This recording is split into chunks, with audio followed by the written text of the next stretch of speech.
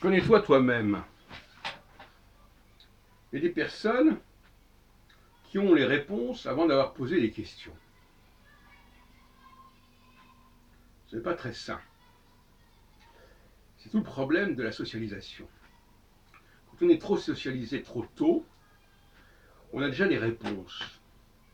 On sait déjà ce qu'on est censé être, devenir. Et donc par conséquent, on a besoin de s'interroger soi-même. C'est très fâcheux. Connais-toi toi-même, ça veut dire qu'effectivement, il faut commencer par se connaître. Et ne pas se connaître à travers le prisme de je ne sais quelle représentation, de je ne sais quelle appartenance.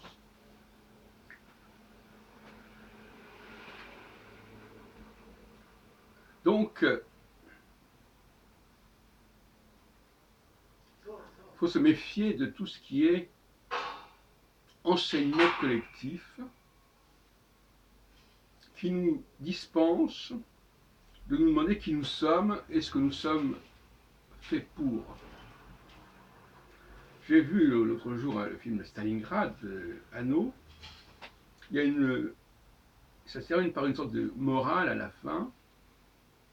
Il y a des gens qui sont pauvres, des gens qui sont riches en termes de talent. Celui qui découvre qu'il est riche, qu'il a une vie intérieure, comme on dit, mais en fin de compte, ça ne veut pas dire grand-chose, qu'il a une introspection, mais là aussi, ça ne veut pas dire grand-chose. Mais en tout cas, celui qui s'aperçoit qu'il a un potentiel important, eh bien, il ne sera pas motivé, comme celui qui n'est pas dans ce cas-là, à apprendre. Enfin, encore, tout dépend de ce qu'on entend par apprendre. Mais il sera plus intéressé par ce qui vient de lui, de sa propre réflexion, que par ce qui vient de l'extérieur. Alors, dans un deuxième temps, évidemment, il sera possible de compléter. Mais, moi, par exemple, dans mon cas, j'ai commis deux erreurs, si on peut dire, en tout cas, pas totalement, mais disons qu'effectivement, j'étais happé par le collectif au niveau judaïque, au niveau israélien, avec notamment la guerre des 6 jours, en 1967. Bon, donc à ce moment-là, il y a un phénomène d'appartenance qui s'interpose, qui s'impose et qui s'interpose à la conscience que l'on a de soi-même. Et une deuxième erreur, c'est mon amour de la musique classique, au lieu d'apprendre à faire soi-même de la musique, à composer, à jouer, etc. Ça aussi, c'est une erreur parce que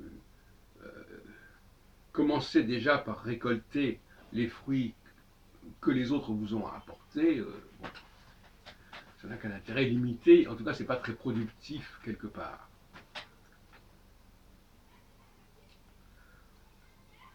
Inversement, dans ma vie, j'ai découvert des talents que je ne soupçonnais pas.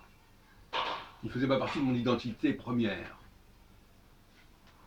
Je ne pensais pas, par exemple, avoir un certain charisme pour organiser des groupes autour de moi. Alors, ça s'est apparu assez vite. Ce sont les gens qui m'ont fait prendre conscience de ça quand j'avais 24-25 ans. À la même époque, je ne soupçonnais pas non plus d'avoir une certaine inspiration dans mon rapport avec les femmes, dans mon rapport sexuel. Ça ne faisait pas partie non plus de mon programme. Mais c'est quelque chose qui est venu comme ça. Donc voyez-vous, parfois, on découvre des choses qui ne font pas partie de notre identité. Et c'est parfois préférable. Alors, on pourrait donner toutes sortes d'exemples comme ça. On découvre qu'on a des talents, qu'on est doué pour certaines choses. Par exemple, on est doué pour les langues. Moi, j'étais doué pour les langues. Parfois, il faut du temps pour cela, parce que c'est le hasard qui fait qu'on découvre ceci ou cela. Mais c'est beaucoup plus riche que de vouloir tout simplement profiter de ce que font les autres. On peut chercher à les égaler, mais pas à les imiter, ça dépend ce qu'on entend par imiter. Le problème des femmes, c'est que très souvent, elles sont plus dans l'acquisition d'un savoir déjà existant que dans la production d'un savoir personnel. Elles sont plus dans l'application de quelque chose qu'on leur donne à faire, d'un outil qu'on leur donne à utiliser, que dans l'élaboration de leurs propres outils. Et ça a évidemment des conséquences terribles, statistiquement, à la fois dans le temps et dans l'espace.